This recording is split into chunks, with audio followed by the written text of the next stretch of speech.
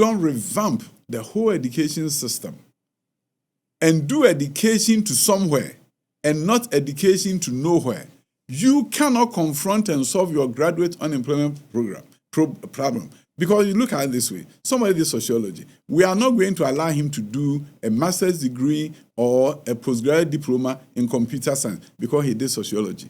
If in the US, he will be allowed to. So you have to do major graduate retraining.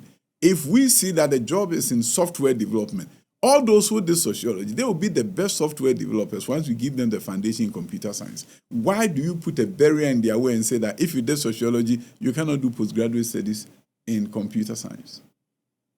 But it doesn't have to even be a postgraduate. It can be a certificate that ensures that they have industry certification in the field.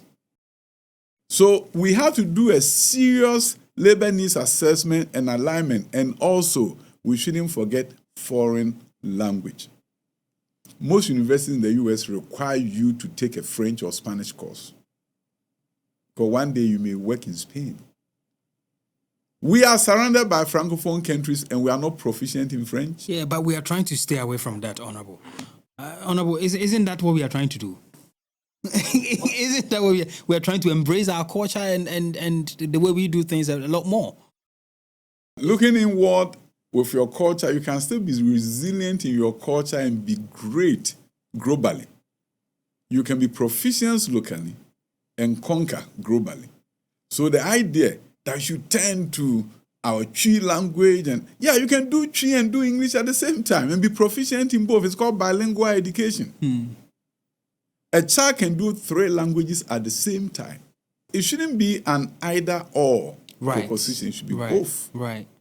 Unfortunately, those of us who are educated are sometimes talking about cultural transmission and saying that we should be able to get our children to learn in Twi and Ga, and that is what we should do. But we send our children to international schools where they don't know Ga and they don't know Twi. And then we want the rest of the population to do the Twi and the Ga. And the Ga. Honorable, I'm going to read a statement to you. So our ex-president asked you this question in LA. Would you consider coming back to Ghana to help change the education system? You've done your work for the 4 years. But a few years ago, then I saw that you wanted to stand as a flag bearer for a new patriotic party. As an entrepreneur, educationist, why? My brother, I came back to Ghana with some serious motivation, and I wanted to seize the political platform so that we can change this country. I grew up very poor. I almost didn't go to high school. So I understand how it feels like to be poor and to be helpless and to not know what to do. Don't know where the next meal is coming from. Your mom is struggling. Or your dad is on the cocoa farm and comes back to your hometown maybe every 6 months or sometimes every year. It's Christmas time. And those days in the village, you have to have your Christmas cloth. And your dad is not back. And you're going to be one of the kids in the village that doesn't get a new shirt and shorts for Christmas. You are traumatized because people are going to laugh at you. So this young man gets lucky by the grace of God, goes to America and building school for the Americans. I have 200 employees. And I say to myself, God has been good to me. But I also begin to wonder what is happening to children who right now are just like when I was growing up. And what is going on with them? And I say to myself, if I get opportunity, I'll do something that can change their fortunes. And that is why when Nana asked me, would you consider coming back? Even though things were great for me, the experience and the American dream, I still decided that I would come back because I was thinking about those back there in the villages whose parents were not as lucky as me, getting opportunity to do some big things. If they couldn't, how can I get their grandchildren to be able to do what I've been able to do? So to me, it was more about self-actualization. it wasn't so much about me and what I need. It was about feeling good that you can make an impact in the world. And that is why my motivation for coming to Ghana. And I said to myself, he wanted me to come. He didn't actually say, go and run in Parliament. But I felt like if I'm going to support you, I'd rather go to Parliament.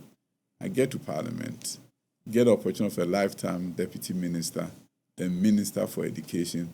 And then I said to myself, this is my opportunity. At that time, I have gone to Harvard and I've crafted my legacy statement. They supported us through big win, philanthropy, and a number of education ministers. And they wanted us to craft our legacy statement that if you are no longer the minister, what is your country going to remember you for? At that session, I crafted my legacy statement that in the history of Ghana, I'll be remembered as the one who brought about STEM education. So I step into the seat with a clear focus that if Singapore did this and succeeded, Vietnam is doing it and they are succeeding, why can't Ghana do it and change the course of history of our nation? So that motivation, to me, is a development motivation. Development through education. So to me, education is just a springboard. I'm not looking at education for its own sake, that I'm building STEM schools and I'm excited. No. What the STEM school is going to do is what I look at. Honorable, at what point did you decide that I'm going to pick up the phone and stand and contest? Yes. This is what happened. When Anadu came there and saw what I was doing and asked me the question that you just posed to me, I went and I met a mentor of mine, an African American, may he so rest in peace, Mervyn Dimley.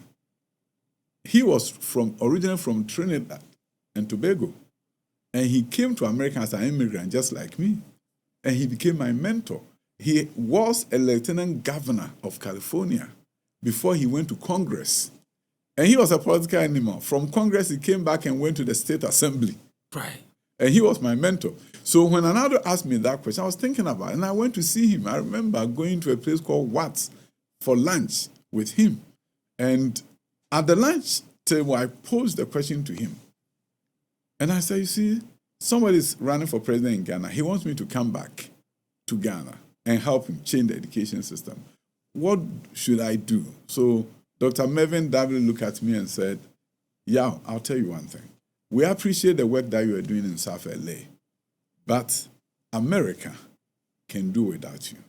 Maybe your country cannot do without you. So I will advise you to go and help your country. It was settled for me. When he said that, I received it as if God was speaking to me. I came home, discussed with my family, and said, we are going to Ghana. There was no if and buts. I was fully convinced.